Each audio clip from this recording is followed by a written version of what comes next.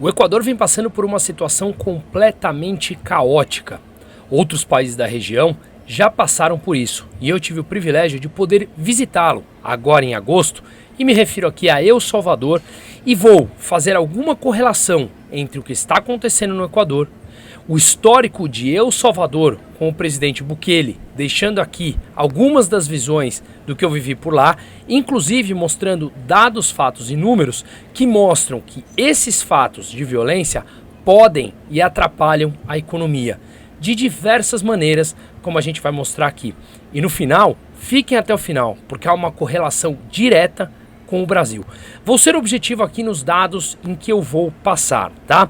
Pois bem, qual é a relação entre esses países? Bom, ambos estão numa região complicada, América Latina, uma região instável politicamente, institucionalmente, como a gente sabe e não precisamos nos aprofundarmos aqui nisso. Eles têm ambos população relativamente pequena, 18 milhões do Equador contra 6 milhões e 300 mais ou menos de El Salvador. São economias pobres, o PIB per capita de El Salvador está na casa dos 4.500 dólares, enquanto do Equador pouco menos de 6 mil dólares. Portanto, continuam países com baixo poder aquisitivo e uma pobreza alta da população. Ambos com histórico de populismo, e essa pobreza não é mera coincidência. Onde há populismo por longa data, isso necessariamente leva à pobreza.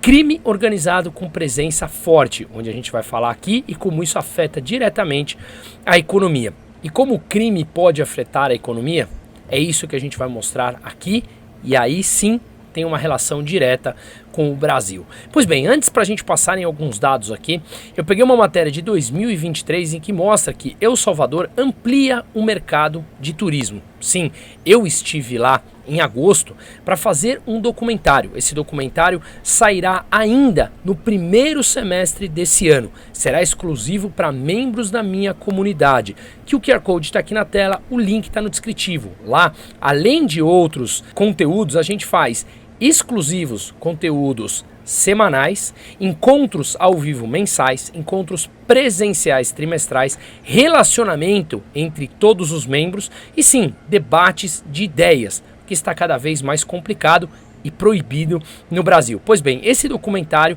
que sairá nesse primeiro semestre, já está toda na parte de roteirização, será divulgado exclusivo para os membros da minha comunidade. Então acessem e passemos a ter um debate muito mais aprofundado com todos os membros e obviamente relacionamento de alto nível que a gente consegue fazer por lá, que só através da batalha das ideias a gente vai conseguir mudar isso aqui. Pois bem, eu cheguei em El Salvador e eu peguei alguns relatos. Vou falar brevemente o que passou lá, porque isso obviamente vai estar tudo mostrado com entrevistas, mostrado com imagens, com tudo que a gente viveu em El Salvador. Mas bom, duas gangues, a 13 e a 18, mandavam no país e muitos, inclusive familiares, sequer conseguiam se encontrar há alguns anos, porque ao atravessar a rua e mudar de bairro, que era dominado pela gangue rival, você simplesmente era assassinado e teu corpo ficava ali na rua.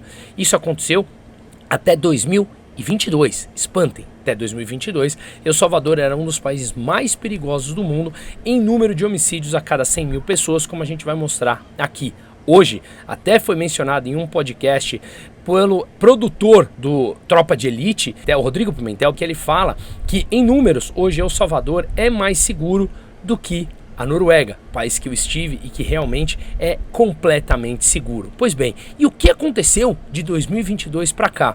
Bukele, que é o presidente, há muitas controvérsias em cima, e é isso que a gente vai debater inclusive com os membros da comunidade, em que ele construiu uma prisão de segurança máxima, colocou mais de 70 mil pessoas na cadeia, estabeleceu um estado de sítio, né, no país, e ele pôde deixar, digamos assim, atuar acima das leis e prender as pessoas que eram das gangues, e obviamente alguns inocentes foram presos, há relatos disso, e esses inocentes, alguns deles, segundo consta e segundo dados que eu ouvi lá, entre 3 e 5 mil pessoas já estão sendo soltas por conta dessa prisão que acabou sendo, digamos, não confirmada o vínculo dessas pessoas com qualquer uma das gangues, mas o ponto é que o país estava numa situação caótica, não se saía mais nas ruas, as crianças não brincavam mais nas ruas e obviamente algumas regiões sequer poderia receber turistas. Eu frequentei, por exemplo, La Campaneira, que era o bairro mais perigoso do mundo, entrei na casa das pessoas,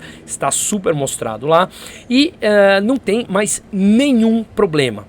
A questão é como ele fez isso, se ele se tornará um ditador mais à direita, aproveitando o vácuo do poder, ou não. Afinal de contas, Bukele vai enfrentar uma eleição agora, dia 4 de fevereiro, e ele tem mais de 95% de apoio da população. Eu realmente não encontrei ninguém, assim como na Venezuela, produzindo o documentário Infiltrados Venezuela, que está na plataforma da Brasil Paralelo, não encontrei ninguém que fosse contra. Falamos com familiares de pessoas que estão presas e não encontramos um que seja contra. Mas claro, há sim, obviamente, muita discussão e legitimidade se ele se tornará um ditador à direita. Não estou aqui fazendo qualquer juízo de valor em cima de Bukele e das ações. Estou mencionando fatos que os números caíram drasticamente, como eu vou mostrar aqui, de homicídios, e o país começou a atrair novamente investimentos, mas claro, através de uma maneira em que ele vem postergando os estados de sítio e podendo ele mesmo prender de forma arbitrária, mandou embora muitos juízes da Suprema Corte e ele pode, ele mesmo, fazer as suas próprias leis, o que pode ser extremamente perigoso. Pois bem, esse é o cenário geral de El Salvador, em que nós caminhamos tranquilamente nas ruas de madrugada, com celular, com carteira. Realmente o país, em quase 2 anos, se transformou num dos mais perigosos do mundo para um dos mais tranquilos no mundo ou menos perigosos em número de homicídios a cada 100 mil habitantes. Pois bem, esse é o histórico geral e aí eu vou pegar alguns dados aqui. Em 2023, a própria Ministério do Turismo de El Salvador falou que o país está ampliando o mercado de turismo, que dos 2,2 milhões de viajantes registrados até agosto de 2023, eu estava envolvido nisso, uma parte veio de mercados vizinhos, de países vizinhos do resto da América Latina e até alguns da Europa. Vamos lembrar que El Salvador é um país muito bom para surf, então historicamente ela recebe bastante surfistas. Eu fui nessas regiões também e me disseram que lá era mais tranquilo. Lá sim você podia ter tinha uma receptividade maior a esses turistas, mas claro, eles não podiam sair à noite na rua, não podiam passear para os bairros vizinhos, tinham que ficar ali para simplesmente surfar e voltar, que aí sim ele poderia estar em relativa tranquilidade. As chegadas de turistas e as receitas representam um aumento de mais de 35% em comparação com a mesma data de 2022, mas vamos lembrar que isso passou também pela pandemia, mas de 2023 para 2022 cresceu 35% as receitas de turismo, o que é muito. Obviamente agora um país tranquilo. O turismo ele é uma atividade extremamente importante. Peguei um país que é pequeno, que eu tenho muita relação com ele, que é a Espanha, que recebe mais de 80 milhões de turistas por ano. Veja, por exemplo, que eu coloquei no mesmo gráfico aqui, Brasil, que recebe por volta de 6 milhões de turistas.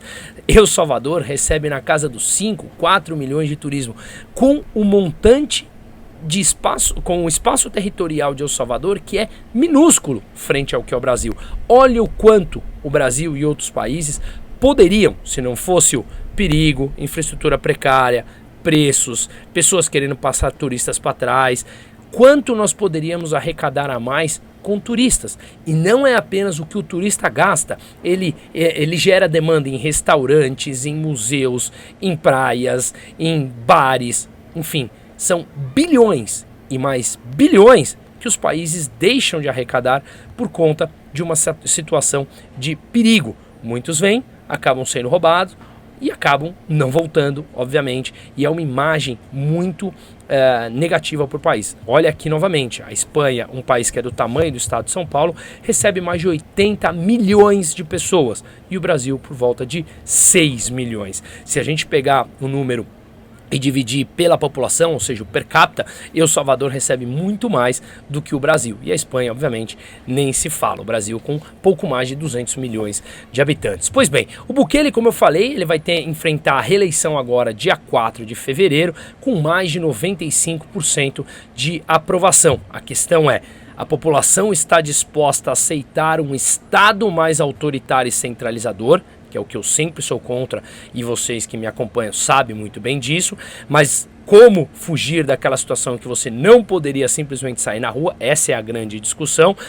E será que as pessoas estão dispostas a aceitar um Estado mais autoritário em troca deste fornecer mais segurança e as pessoas poderem sair na rua? Bom, ele obviamente será reeleito, como eu falei, a aprovação é mais de 95%. Então as pessoas estão dispostas a abrir mão desses direitos para se sentir mais tranquilo. Mas vamos lembrar que a gente tem que mudar a nossa cabeça para lá para entender. Eles estavam há anos sem sair na rua. As crianças não brincavam mais nas ruas. Então o senso de percepção é muito diferente daquele que nós estamos sentindo aqui, apesar de vivermos em um dos países mais perigosos do mundo em taxa de homicídio a cada 100 mil pessoas, como a gente vai mostrar aqui. Enfim, esse é um fato, como eu falei, não estou fazendo juízos de valor. Agora, uma pesquisa mostrou que muitos no Equador hoje, começo de 2024, onde a onda de violência estourou, eles têm mais consideração por Bukele, presidente de El Salvador, do que pelos seus próprios líderes. Obviamente, isso não é nenhuma novidade, ainda mais quando você vê simplesmente os números melhorando de El Salvador sem conhecer os detalhes, que é justamente por isso que eu pego um avião e vou até esses lugares para trazer notícias e fatos muito mais concretos do que simplesmente acreditar nas mídias convencionais. Esse gráfico aqui a gente pegou a taxa de homicídio de 1990 até 2019 de alguns países. O primeiro deles é El Salvador, que a gente vê que a partir de 2010 até mais ou menos ali 2016, a taxa de homicídio superou 100 pessoas a cada 100 mil. Veja a Venezuela, que está em segundo lugar, a Colômbia, que está em terceiro lugar, que teve uma queda no começo dos anos 2000, depois do final, quando realmente começou uma guerra muito maior contra os cartéis colombianos. O Brasil, por exemplo, é uma linha mais reta, mas está com um número altíssimo, quase 40 mortes a cada 100 mil pessoas. Hoje El Salvador,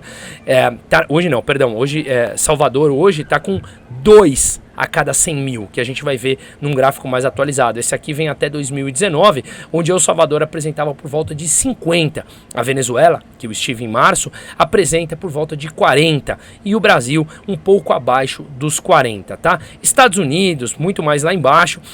Mas é interessante olharmos essa curva que teve em El Salvador, em que chegou a mais de 100 mortes a cada 100 mil habitantes. E já começou a cair ali quando o Bukele começou o seu primeiro mandato. E o Bukele, que tinha sido governador, ele começou a pactuar com as gangues, e até que um momento, obviamente, pactuar com pessoas daquele nível é muito difícil, e eles não cumpriram o acordo, até que chegou nesse final de semana, que eu mencionei, e morreram mais de 80 pessoas, e ele falou que aquilo foi o estopim. Olhando aqui umas matérias que saíram em 2023, dá uma olhada que El Salvador fala que a sua taxa de homicídio caiu para 495 pessoas em 2022 para 154 pessoas em 2023. Se nós olharmos no último parágrafo aqui dessa matéria, a gente vê que a taxa chegou a 106 pessoas mortas a cada 100 mil, 9 anos atrás, e hoje, em 2024, está 2,4%, ou seja, a cada 100 mil pessoas, duas pessoas que são assassinadas. E no Brasil, pouco abaixo de 40. Então, como ele fez isso desde 2022 até 2024, são todos os detalhes que vocês vão ver no documentário, que será publicado ali para os membros da minha comunidade, como eu falei. Peguei aqui também um outro gráfico interessante, que são os investimentos estrangeiros diretos em percentual do PIB, desde 1970 até 2021. E aqui já fazendo a correlação com o Equador. Vamos olhar que em 1990, o percentual do PIB, o investimento estrangeiro direto, chegou a meros 0,03% em El Salvador. Olhe agora, olhando nos últimos tempos, como El Salvador vem crescendo e o Equador vem caindo. Isso pode ter algum tipo de relação com a própria violência, tá?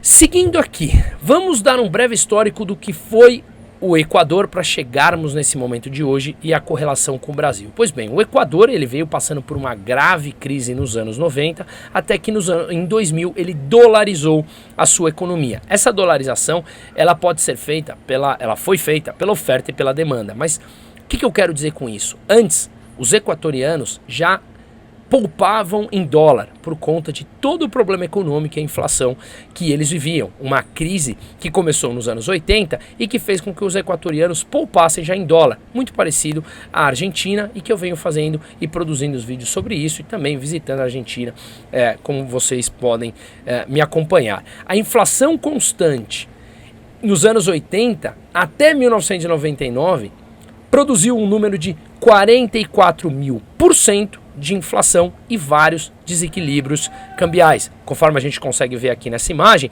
a inflação que chegou nos anos 80 e nos anos 90, com o pico a 100%, depois, no começo dos anos 2000, logo após a dolarização, que a gente vai entender por quê, ultrapassou 100% e depois caiu drasticamente e a inflação se manteve mais ou menos não, estabilizada como a do dólar. A taxa de desemprego no Equador em 1999 atingiu 18% e o subemprego era de 54%, também conforme a gente consegue ver aqui nessa imagem, que a partir da dolarização, veja que esse gráfico está a partir de 2003, a gente vê que a taxa de desemprego começou a cair logo após a dolarização, mas a gente vai entender como isso não se concretizou por completo, dadas as políticas populistas do presidente Rafael Correa, como a gente vai falar. Pois bem, a dívida obviamente era alta frente ao PIB nesses países, principalmente ali nos anos 90 e antes da dolarização.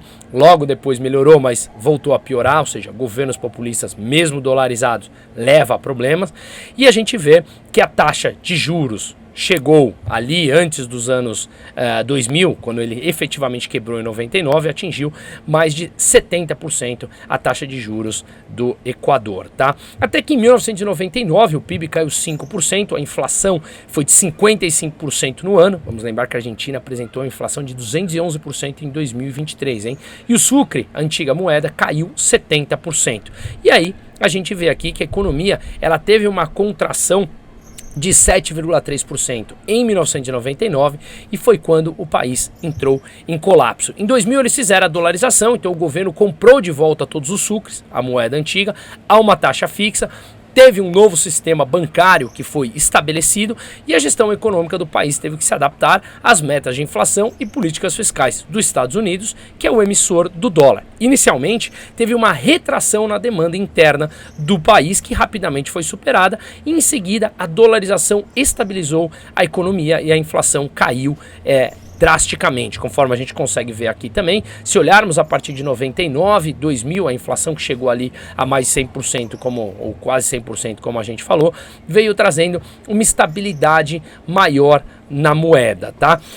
A escassez de dólar inicial levou, obviamente, a uma inflação inicial, você tinha a falta de moeda, que depois ela acabou sendo estabilizada. A balança comercial, a diferença entre o que o país importava e exportava, passou a ser negativa. Por quê? Porque o dólar mais forte favorece a importação e desfavorece as exportações. Porém, a balança de conta corrente do país acabou sendo estabilizada e atraiu investimento em dólar, o que trouxe um crescimento para o país logo depois daquela dolarização. O custo de vida, obviamente, ficou relativamente alto, que é tudo em dólar, e os ganhos, os salários, por ser um país atrasado, não tem, obviamente, os mesmos ganhos salariais do que os Estados Unidos, porque a produtividade do país é muito baixa. Pois bem, 16 anos depois da dolarização, a média anual de crescimento do Equador foi de 4,4%. E a gente consegue ver nessa imagem aqui que o PIB per capita cresceu bastante a partir de 2000. Nos anos 2000 estava abaixo de $2.000 e hoje está nas casas dos 6 mil, o que ainda é bastante baixo, tá? E quem foi, como se deu essa transição no Equador? E eu já vou fazer o link com a parte da violência de hoje. Foram dois presidentes, basicamente, Rafael Correa, um socialista, e Lenín Moreno, que era vice do Rafael Correa. O Correa, como todo populista e todo socialista, ele acabou condenado em 2021 a 8 anos de prisão, recebeu auxílio na Bélgica. Pois bem, ele subiu o salário mínimo, subiu os subsídios estatais, ajudou, gastou, distribuiu dinheiro via gasto público, aumentando o endividamento estatal, subiu impostos depois, porque ele estourou os gastos públicos. Vamos lembrar o que o Brasil está vivendo de subir impostos. E, obviamente, ele subiu os custos do Estado já em dólar, porque o país estava, obviamente, dolarizado. Então você tem que cuidar do seu fiscal, independente da moeda que você tem. Afinal de contas, ele não tem o monopólio da emissão do dólar. Quem tem é o próprio Estados Unidos. Em 2010, o Correia nacionalizou a indústria do petróleo para avalizar empréstimos que o país estava fazendo. E vamos lembrar que em 2008 ele deu calote na dívida. E foi sucedido pelo seu vice, Lenin Moreno, em que governou de 2017 a 2021, e ele tinha sido vice de 2007 até 2013, e ele freou um pouco as políticas populistas. Ele reduziu as despesas públicas, liberalização do comércio, demissões para diminuir os gastos públicos, flexibilidade da regra trabalhista, limitou despesa pública a 3% do PIB por ano, enfim, incentivou privatizações, e o país voltou a ter um crescimento um pouco maior ali na era do Lenin Moreno. E aí que a gente chega no Equador hoje, que continua dominado pelo crime organizado. E um dos líderes, Adolfo Macias, que é chamado o Fito, que lidera uma das gangues, Los Choneros, lá acho que são 4 gangues principais, ele fugiu após um vazamento de informações de que ele seria transferido para uma prisão de segurança máxima. Foi instaurado um regime de exceção e decretado conflito armado interno. Noboa, o presidente, que eu já fiz um vídeo sobre ele também, que ele é um espectro mais à direita, afirmou que nessa semana começará a deportar cerca de 1.500 cidadãos estrangeiros que estão atualmente cumprindo pena nas cadeias do Equador. Isso envolve Colômbia, colombiano, venezuelano, peruano, por serem de países mais próximos, tá? E a gente vê também aqui essa notícia que é importante, que saiu essa semana, que em meio à violência o governo do Equador consegue vitórias importantes no Congresso. Quais foram essas vitórias?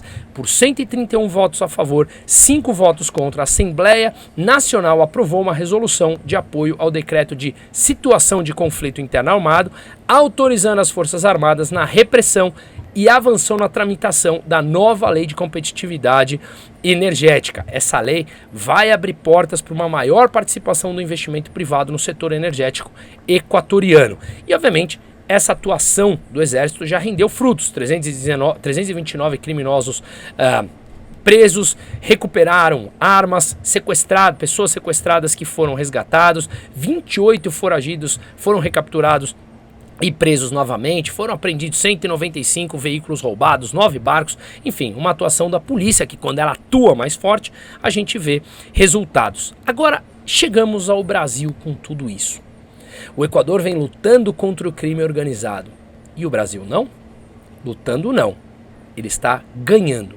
O mesmo que aconteceu em Salvador, até que chegou um momento que não se vivia mais, o governo acabou atuando dessa maneira firme. Será que a gente vai ter que esperar dessa maneira? Segundo um estudo feito pelo BID, o Banco Interamericano de Desenvolvimento, estimou que a violência custa 84 bilhões de dólares ao Brasil.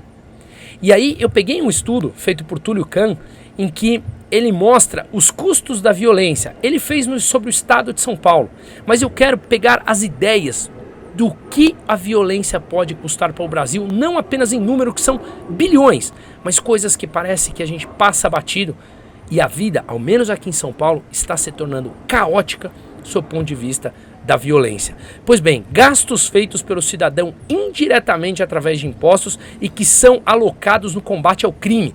Impostos que nós pagamos e poderíamos não pagar porque são alocados para o crime, que está, obviamente, vencendo no Brasil, como havia vencido em El Salvador e vinha vencendo nos outros países da América Latina, como o Equador. Secretaria de Segurança Pública, um valor de 3,5 bi, Secretaria de Administração Penitenciária, Tribunal da Alçada Criminal, Internação de Crianças e Adolescentes Infratores, Tribunal de Justiça Militar, Guarda Civil, enfim.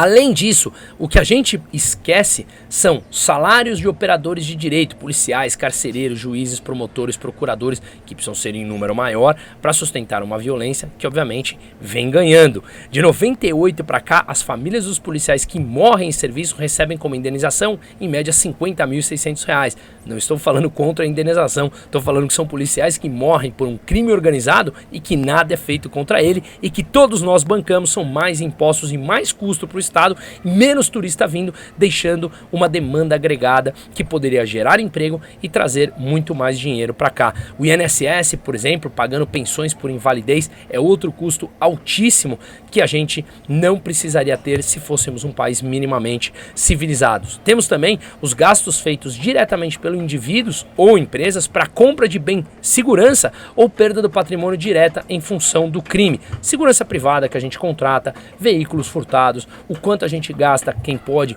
blindando seus carros, seguros de automóveis, seguros de casa, enfim, tudo que a violência tira de dinheiro do nosso bolso, uma vez que o Estado não entrega, e na minha opinião nunca vai entregar, e que a gente é obrigado a pagar impostos para esse burocrata, que deixa o crime organizado ganhar muito mais força. Pois bem, eis que a gente chega no Brasil de hoje, numa cena patética de quinta-feira passada, quando o ministro Flávio Dino foi nomeado agora para o STF, e quem assume? O ex-ministro do STF, que agora será ministro da Justiça, o Lewandowski assume como ministro da Justiça. Vamos lembrar rapidamente aqui quem foi Lewandowski e o Flávio Dino. Antes, o Flávio Dino, lembra que no começo do ano ele encontrou lideranças de favela em visita ao Complexo da Maré, aquela região dominada pelo crime organizado que ninguém consegue entrar sem autorização do crime? Pois bem, ele entrou tranquilamente. Outra matéria aqui, secretários de Dino que recebem mulher do líder do Comando Vermelho no ministério lá em Brasília. E quem pagou por isso? Nós. O Ministério dos Direitos Humanos bancou viagem à esposa de líder do Comando Vermelho no Amazonas. E quem é Lewandowski, que antes de se aposentar, derrubou a lei das estatais, em que o Lula havia pedido para ele poder indicar os seus amigos políticos para os cargos das empresas estatais. O Lewandowski, então, ele suspendeu a regra que proíbe indicação para estatais de ministros e secretários do governo, logo antes da sua aposentadoria. Ele acabou monocraticamente com a lei das estatais, em que pôde indicar Jean Paul Prats para a Petrobras, os seus conselheiros políticos para a Petrobras. Inclusive, ontem, o Lula falou que ele, por fim, conseguiu politizar o STF. Ele falou abertamente isso. Eu também sempre sonhei que a gente deveria ter na Suprema Corte um ministro com a cabeça política, que tivesse vivenciado a política. Quer mais do Lewandowski? Ele suspendeu o processo de 670 milhões do Tribunal de Contas da União contra Joesley, da JBS, uma das empresas mais corruptas que está de volta agora, donos da Âmbar, comprando empresas autorizadas pelo governo, comprando energia da Venezuela para Roraima a um preço 6 vezes maior do que o preço de mercado. Está noticiado em todas as matérias. Lewandowski, então, ele entra para o governo como ministro, em que, obviamente, está lá para favorecer ao maior corrupto presidente que nós tivemos até o momento, que é Luiz Inácio Lula da Silva. E o Brasil, como eu já fiz um vídeo detalhado sobre o PIB brasileiro, foi divulgado um investimento direto no país que caiu 36% em 2023 até novembro, frente ao mesmo período de 2022. E que ao olhar o PIB, que parece que está tudo bem, a formação bruta de capital fixo, que é uma questão importante dentro do PIB, caiu 2,5% no terceiro trimestre de 2023 e foi o quarto trimestre consecutivo de queda dos investimentos. Formação bruta de capital fixo nada mais são do que investimentos, ou seja, investimentos que estão fugindo do Brasil. E os estrangeiros diretos que caíram 36% frente ao ano passado. E para terminar, eu tenho um grande amigo, que eu não posso obviamente dar o nome, e que ele atua dentro lá do governo. E ele vem me falando há muito tempo que se o STF permitisse, se a população permitisse, se a mídia permitisse, eles conseguiriam exército, marinha, aeronáutica, polícia. Menos de um mês eles tomavam o Rio de Janeiro de volta e entregavam para as pessoas do bem. Isso teria que passar pelo judiciário. Vou colocar aqui uma parte da conversa que ele teve comigo. As medidas necessárias podem ser tomadas pelo Executivo, GLO e ou intervenção federal, e pelo Legislativo, salvo-conduto, enquadramento do narcotráfico como terrorismo. Contudo, o Judiciário pode derrubar tudo depois. Então, sem eles, não há como avançar. Resumindo, o Brasil só avança quando tivermos um Senado decente. A eleição de senadores é a mais importante de todas, com larga folga. Difícil é ensinar isso ao povão. Por isso te disse que precisamos de 2 ou 3 gerações investindo na base. Não tem outro jeito, senão a batalha das ideias. E para isso, já que estamos debaixo de um regime autoritário e um regime de praticamente ditadura no Brasil, do silêncio, onde não se debate ideias, precisamos nos unir. E é justamente por isso que eu tenho, e eu e tantos outros, a nossa comunidade, para através da batalha das ideias, nós conseguimos deixar um país melhor.